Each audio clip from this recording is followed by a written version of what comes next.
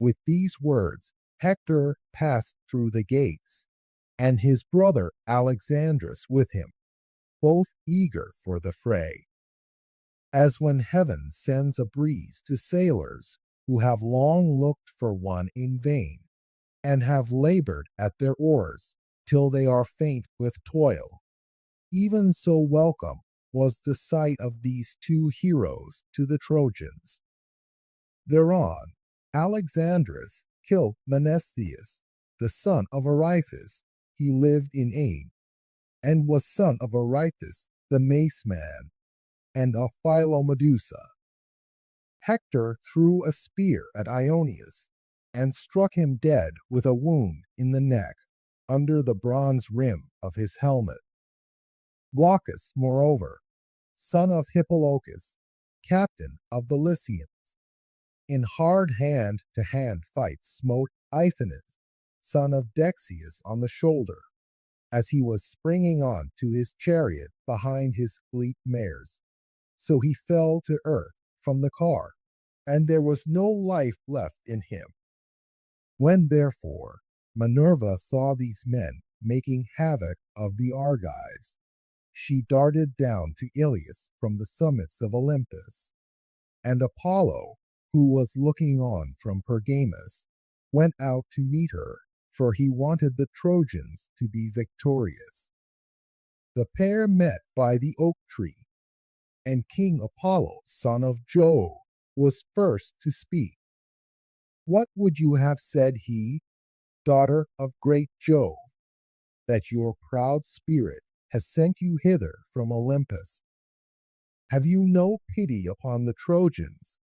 And would you incline the scales of victory in favor of the Danaans? Let me persuade you, for it will be better. Thus stay the combat for today, but let them renew the fight hereafter, till they compass the doom of Ilius, since you goddesses have made up your minds to destroy the city. And Minerva answered, So be it, far darter. It was in this mind that I came down from Olympus to the Trojans and Achaeans. Tell me, then, how do you propose to end this present fighting? Apollo, son of Jove, replied, Let us incite great Hector to challenge some one of the Danaans in single combat. On this the Achaeans will be shamed into finding a man who will fight him. Minerva assented, and Helenus, son of Priam, divined the counsel of the gods. He therefore went up to Hector and said, Hector, son of Priam, peer of gods in counsel, I am your brother. Let me then persuade you. Bid the other Trojans and Achaeans, all of them, take their seats, and challenge the best man among the Achaeans to meet you in single combat. I have heard the voice of the ever-living gods, and the hour of your doom is not yet come.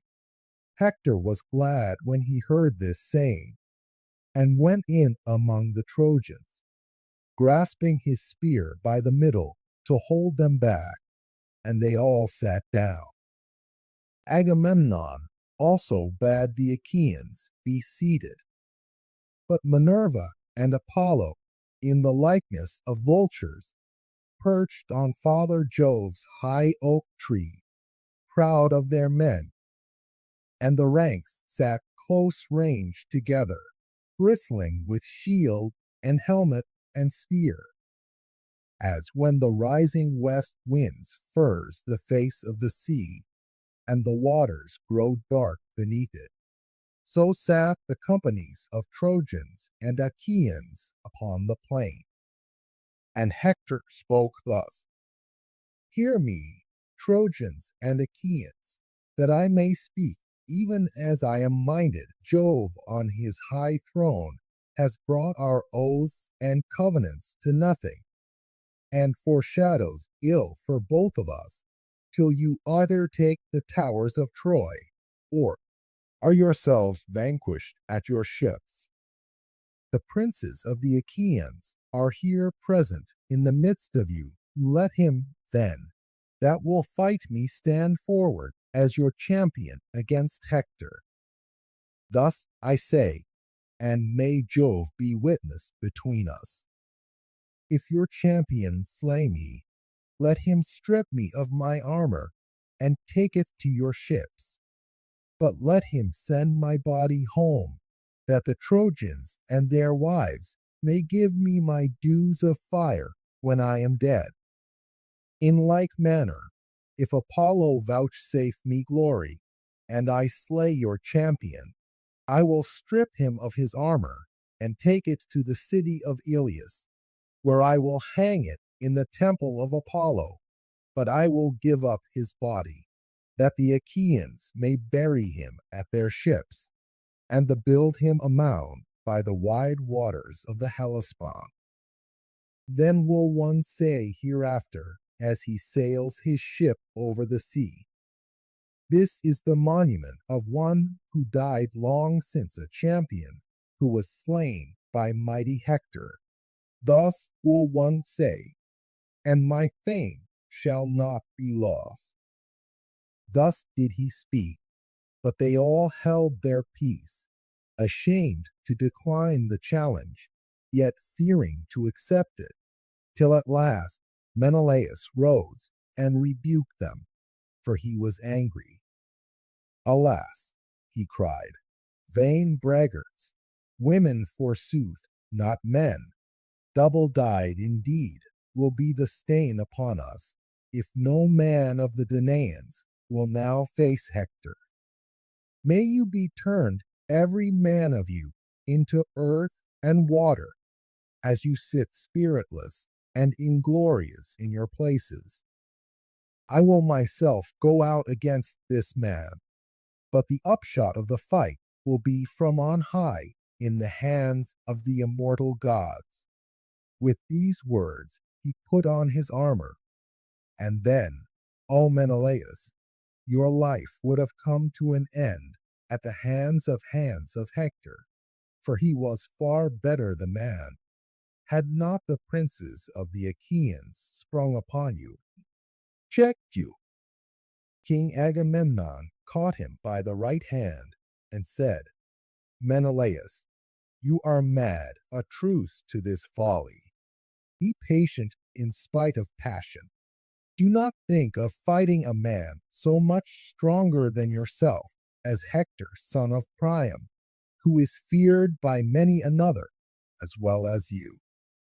Even Achilles, who is far more doughty than you are, shrank from meeting him in battle. Sit down your own people, and the Achaeans will send some other champion to fight Hector, fearless and fond of battle though he be. I ween his knees will bend gladly under him if he comes out alive from the hurly-burly of this fight. With these words of reasonable counsel, he persuaded his brother, whereon his squires gladly stripped the armor from off his shoulders. Then Nestor rose and spoke. Of a truth, said he, the Achaean land is fallen upon evil times. The old knight Peleus, counselor and orator among the Myrmidons, loved when I was in his houses to question me concerning the race and lineage of all the Argives. How would it not grieve him could he hear of them as now quailing before Hector? Many a time would he lift his hands in prayer that his soul might leave his body and go down within the house of Hades. Would, by Father Jove, Minerva, and Apollo, that I were still young and strong, as when the Pylians and Arcadians were gathered in fight by the rapid river Celadon, under the walls of Phia, and round about the waters of the river Iardanus. The godlike hero Ereuthalion stood forward as their champion, with the armor of King Areithous upon his shoulders, Areithous, whom men and women had surnamed the Mace Man, because he fought neither with bow nor spear, but broke the battalions of the foe with his iron mace. Lycurgus killed him, not in fair fight, but by entrapping him in a narrow way where his mace served him in no stead. For Lycurgus was too quick for him, and speared him through the middle, so he fell to earth on his back. Lycurgus then spoiled him of the armor which Mars had given him, and bore it in battle thenceforward. But when he grew old, and stayed at home, he gave it to his faithful squire Ereuthalion, who in this same armor challenged the foremost men among us. The others quaked and quailed, but my high spirit bade me fight him, though none other would venture. I was the youngest man of them all, but when I fought him, Minerva vouchsafed me victory. He was the biggest and strongest man that ever I killed, and covered much ground as he lay sprawling upon the earth. Would that I were still young and strong as I then was, for the son of Priam would then soon find one who would face him. But you, foremost among the whole host though you be, have none of you any stomach for fighting Hector. Thus did the old man rebuke them, and forthwith 9 men started to their feet. Foremost of all uprose King Agamemnon, and after him brave Diomede, the son of Tydeus. Next were the 2 Ajaxes, men clothed in valor as with a garment, and then Idomeneus, and Meriones, his brother in arms. After these Eurypylus, son of Euaemon, Thoas, the son of Andremon, and Ulysses also rose. Then Nestor, knight of Gerene, again spoke, saying, Cast lots among you to see who shall be chosen. If he come alive out of this fight, he will have done good service alike to his own soul and to the Achaeans. Thus he spoke, and when each of them had marked his lot, and had thrown it into the helmet of Agamemnon, son of Atreus, the people lifted their hands in prayer. And thus would one of them say, as he looked into the vault of heaven, Father Jove, grant that the lot fall on Ajax, or on the son of Tydeus, or upon the king of rich Mycene himself. As they were speaking, Nestor, knight of Gerene, shook the helmet, and from it there fell the very lot which they wanted, the lot of Ajax. The herald bore it about, and showed it to all the chieftains of the Achaeans, going from left to right. But they none of them owned it. When, however, in due course he reached the man who had written upon it, and had put it into the helmet, brave Ajax held out his hand, and the herald gave him the lot. When Ajax saw him marked, he knew it, and was glad. He threw it to the ground, and said, My friends, the lot is mine, and I rejoice, for I shall vanquish Hector. I will put on my armor. Meanwhile, pray to King Jove in silence among yourselves, that the Trojans may not hear you, or aloud, if you will, for we fear no man. None shall overcome me, neither by force nor cunning, for I was born and bred in Salamis, and can hold my own in all things.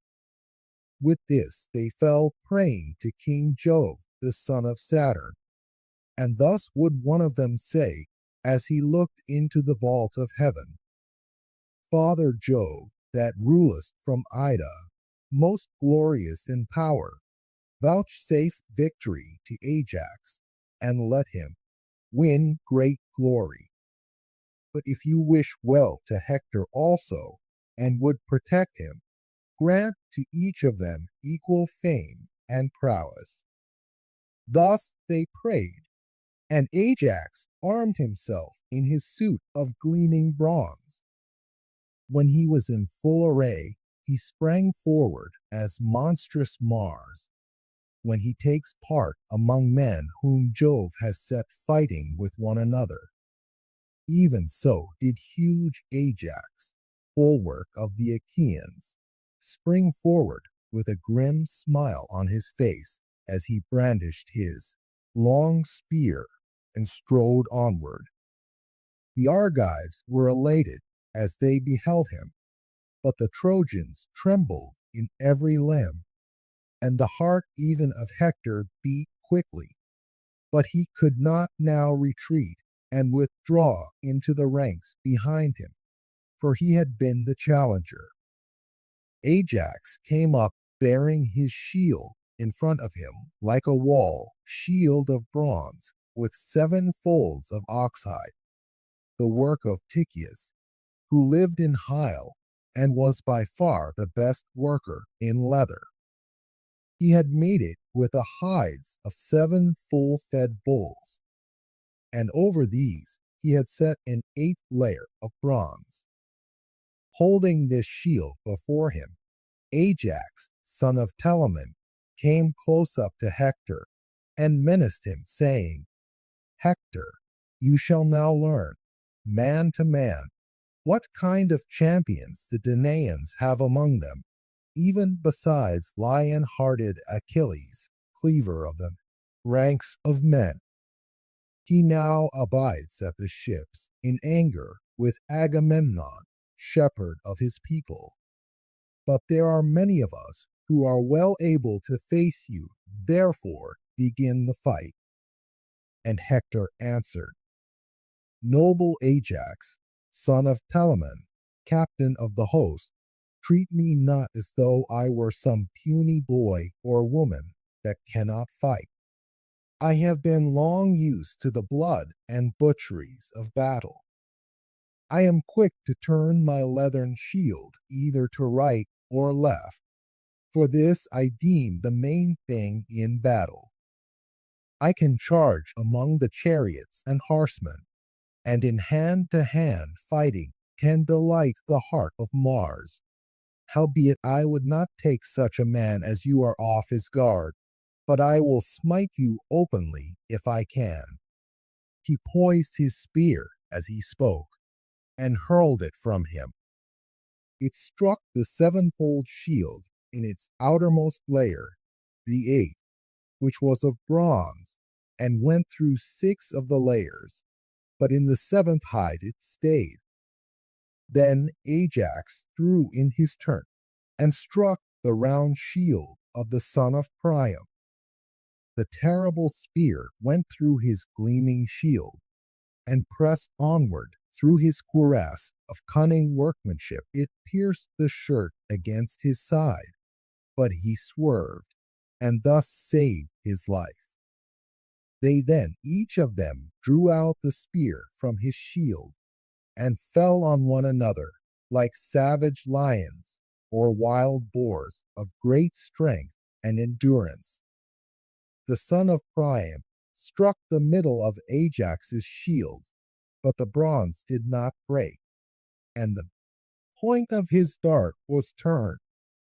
Ajax then sprang forward and pierced the shield of Hector. The spear went through it and staggered him as he was springing forward to attack. It gashed his neck, and the blood came pouring from the wound. But even so Hector did not cease fighting. He gave ground, and with his brawny hand seized a stone, rugged and huge, that was lying upon the plain. With this he struck the shield of Ajax on the boss that was in its middle, so that the bronze rang again. But Ajax in turn caught up a far larger stone, swung it aloft, and hurled it with prodigious force. This millstone of a rock broke Hector's shield inwards, and threw him down on his back with a shield, crushing him under it. But Apollo raised him at once. Thereon they would have hacked at one another in close combat with their swords, had not heralds, messengers of gods and men, come forward, one from the Trojans and the other from the Achaeans, Talthybius and Idaeus, both of them honorable men. These parted them with their staves, and the good herald Idaeus said, "My sons, fight no longer. You are both of you valiant, and both are dear to Jove. We know this, but night is now falling, and the behests of night may not be well gainsaid." Ajax, son of Telamon, answered, "Idaeus, bid Hector say so, for it was he that challenged our princes. Let him speak first, and I will accept his saying." Then Hector said, "Ajax, heaven has vouchsafed you stature and strength and judgment, and in wielding the spear you excel all others of the Achaeans. Let us for this day cease fighting. Hereafter we will fight anew till heaven decide between us and give victory to one or to the other. Night is now falling, and the behests of night may not be well gainsaid. Gladden, then, the hearts of the Achaeans at your ships, and more especially those of your own followers and clansmen, while I, in the great city of King Priam, bring comfort to the Trojans and their women, who vie with one another in their prayers on my behalf. Let us, moreover, exchange presents, that it may be said among the Achaeans and Trojans, they fought with might and main, but were reconciled and parted in friendship." On this he gave Ajax a silver-studded sword with its sheath and leathern baldric, and in return Ajax gave him a girdle dyed with purple. Thus they parted, the one going to the host of the Achaeans, and the other to that of the Trojans, who rejoiced when they saw their hero come to them safe and unharmed from the strong hands of mighty Ajax. They led him, therefore, to the city as one that had been saved beyond their hopes. On the other side, the Achaeans brought Ajax, elated with victory, to Agamemnon. When they reached the quarters of the son of Atreus, Agamemnon sacrificed for them a 5-year-old bull in honor of Jove, the son of Saturn. They flayed the carcass, made it ready, and divided it into joints. These they cut carefully up into smaller pieces, putting them on the spits, roasting them sufficiently, and then drawing them off. When they had done all this and had prepared the feast, they ate it, and every man had his full and equal share, so that all were satisfied. And King Agamemnon gave Ajax some slices cut lengthways down the loin, as a mark of special honor. As soon as they had had enough to cat and drink, old Nestor, whose counsel was ever truest, began to speak with all sincerity and goodwill. Therefore he addressed them thus: "Son of Atreus and other chieftains, inasmuch as many of the Achaeans are now dead, whose blood Mars has shed by the banks of the Scamander, and their souls have gone down to the house of Hades, it will be well when morning comes that we should cease fighting. We will then wheel our dead together with oxen and mules, and burn them not far from the ships, that when we sail hence we may take the bones of our comrades home to their children." Hard by the funeral pyre, We will build a barrow that shall be raised from the plain for all in common. Near this, let us set about building a high wall to shelter ourselves and our ships, and let it have well-made gates that there may be a way through them for our chariots. Close outside, we will dig a deep trench all round it to keep off both horse and foot, that the Trojan chieftains may not bear hard upon us. Thus he spoke, and the princess shouted in applause. Meanwhile, the Trojans held a council, angry and full of discord, on the Acropolis by the gates of King Priam's palace, and wise Antenor spoke. Hear me, he said, Trojans, Dardanians, and allies, that I may speak even as I am minded. Let us give up Argive Helen and her wealth to the sons of Atreus, for we are now fighting in violation of our solemn covenants, and shall not prosper till we have done as I say. He then sat down, and Alexandra's husband of lovely Helen rose to speak. Antenor, said he, your words are not to my liking. You can find a better saying than this if you will. If, however, you have spoken in good earnest, then indeed has heaven robbed you of your reason. I will speak plainly, and hereby notify to the Trojans that I will not give up the woman, but the wealth that I brought home with her from Argos I will restore, and will add yet further of my own. On this, when Paris had spoken and taken his seat, Priam of the race of Dardanus, peer of gods in council, rose, and with all sincerity and goodwill addressed them thus. Hear me, Trojans, Dardanians, and allies, that I may speak even as I am minded. Get your suppers now as hitherto throughout the city, but keep your watches and be wakeful. At daybreak let Idaeus go to the ships, and tell Agamemnon and Menelaus, sons of Atreus, the saying of Alexandrus, through whom this quarrel has come about, and let him also be instant with them, that they now cease fighting till we burn our dead. Hereafter we will fight anew, till heaven decide between us, and give victory to one or to the other. Thus did he speak, and they did even as he had said. They took supper in their companies, and at daybreak Idaeus went his double way to the ships.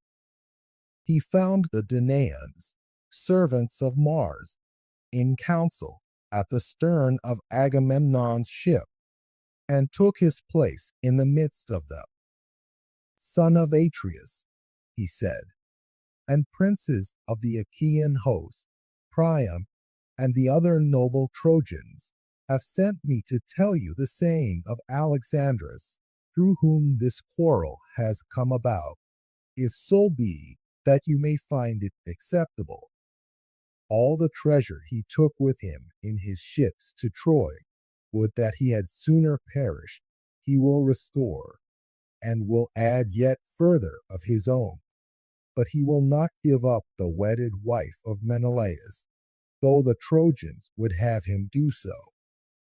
Priam bade me inquire further, if you will cease fighting till we burn our dead.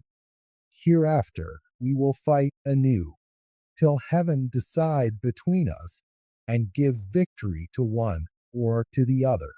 They all held their peace, but presently Dium of the loud war cry spoke, saying, Let there be no taking, neither treasure, nor yet Helen, for even a child may see that the doom of the Trojans is at hand.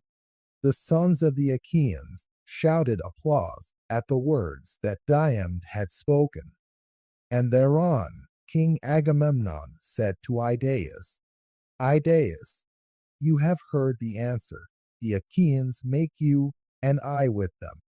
But as concerning the dead, I give you leave to burn them. For when men are once dead, there should be no grudging them the rights of fire. Let Jove, the mighty husband of Juno, be witness to this covenant. As he spoke, he upheld his scepter in the sight of all the gods. And Idaeus went back to the strong city of Ilias. The Trojans and Dardanians were gathered in council, waiting his return. When he came, he stood in their midst and delivered his message. As soon as they heard it, they set about their twofold labor, some to gather the corpses, and others to bring in wood. The Argives, on their part, also hastened from their ships, some to gather the corpses, and others to bring in wood. The sun was beginning to beat upon the fields, fresh risen into the vault of heaven from the slow still currents of deep Oceanus, when the two armies met. They could hardly recognize their dead, but they washed the clotted gore from off them, shed tears over them, and lifted them upon their wagons. Priam had forbidden the Trojans to wail aloud, so they heaped their dead sadly and silently upon the pyre, and having burned them, went back to the city of Ilias. The Achaeans, in like manner, heaped their dead sadly and silently on the pyre, and having burned them, went back to their ships. Now, in the twilight, when it was not yet dawn, chosen bands of the Achaeans were gathered round the pyre, and built one barrow that was raised in common for all. And hard by this they built a high wall to shelter themselves and their ships. They gave it strong gates, that there might be a way through them for their chariots. And close outside it they dug a trench deep and wide, and they planted it within with stakes. Thus did the Achaeans toil, and the gods, seated by the side of Jove, the Lord of lightning, marveled at their great work. But Neptune, Lord of the earthquake, spoke, saying, Father Jove, what mortal in the whole world will again take the gods into his counsel? See you not how the Achaeans have built a wall about their ships, and driven a trench all round it, without offering hecatombs to the gods? The fame of this wall will reach as far as dawn itself, and men will no longer think anything of the one which Phoebus, Apollo, and myself built with so much labor for Laomedon. Jove was displeased and answered, What, O shaker of the earth, are you talking about? A god less powerful than yourself might be alarmed at what they are doing, but your fame reaches as far as dawn itself. Surely, when the Achaeans have gone home with their ships, you can shatter their wall and wring it into the sea. You can cover the beach with sand again, and the great wall of the Achaeans will then be utterly effaced. Thus did they converse, and by sunset the work of the Achaeans was completed. They then slaughtered oxen at their tents and got their supper. Many ships had come with wine from Lemnos, sent by Euneus, the son of Jason, born to him by Hypsipyle. The son of Jason freighted them with 10,000 measures of wine, which he sent specially to the sons of Atreus, Agamemnon, and Menelaus. From this supply the Achaeans bought their wine, some with bronze, some with iron, some with hides, some with whole heifers, and some again with captives. They spread a goodly banquet and feasted the whole night through, as also did the Trojans and their allies in the city. But all the time Jove boded them ill and roared with his portentous thunder. Pale fear got hold upon them, and they spilled the wine from their cups onto the ground, nor did any dare drink till he had made offerings to the most mighty son of Saturn. Then they laid themselves down to rest and enjoyed the boon of sleep.